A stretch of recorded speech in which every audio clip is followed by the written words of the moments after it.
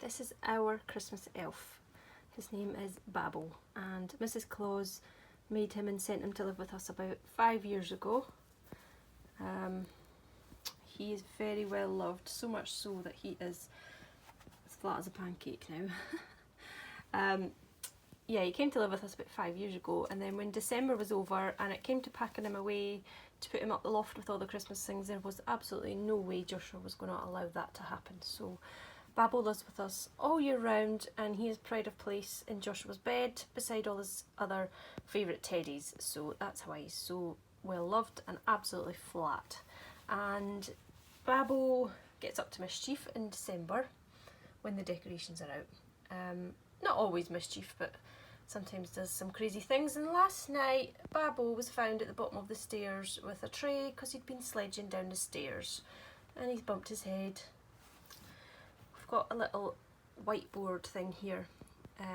So Joshua loves communicating with Babel when he leaves him little messages, and it's really sweet. I'm not sure whether I believe him or not, but Joshua told me that last night he got out of bed and he sat at his door with his blanket in the hope that he would catch Babel in action, and he fell asleep. And I'm not sure whether he's winding me up or not. So I'm going to have to check on him again. Check on him when I go to bed tonight and make sure he's actually in bed.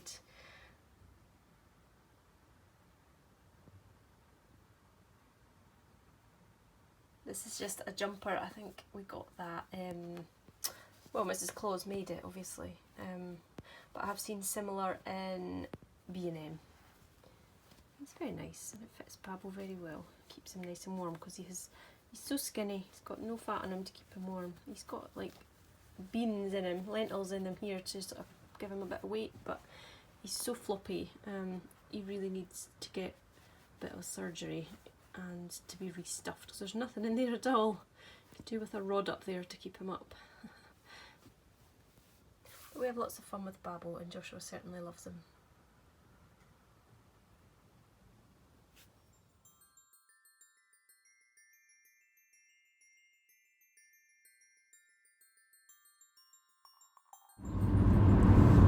Good morning! Vlogmas day 5. Thursday, and if you've been around here before with me, you'll know that on Thursdays I go volunteering with the National Trust for Scotland. I'm just on my way now to the little village of Falkland because I go to Falkland Palace and help out with the garden team.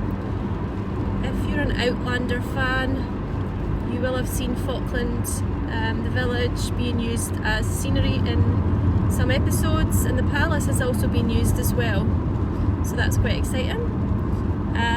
It's currently raining, not heavy, so I'm not sure what's going to be in store for us today. It's just one of those places that you never quite know what you're going to be doing that day, so won't find out till I get there.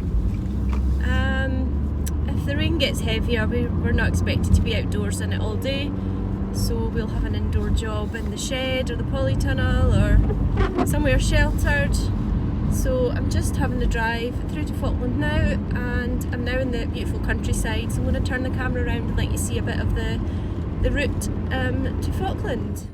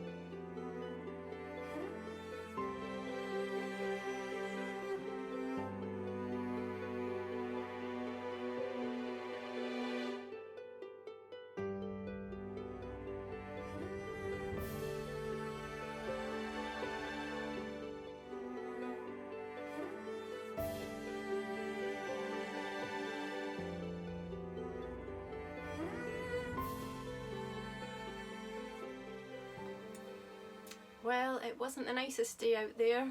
It wasn't too bad. We were quite sheltered in the garden where we were. And as I was coming home at lunchtime, I think the rain was getting heavier, so I was glad to get home.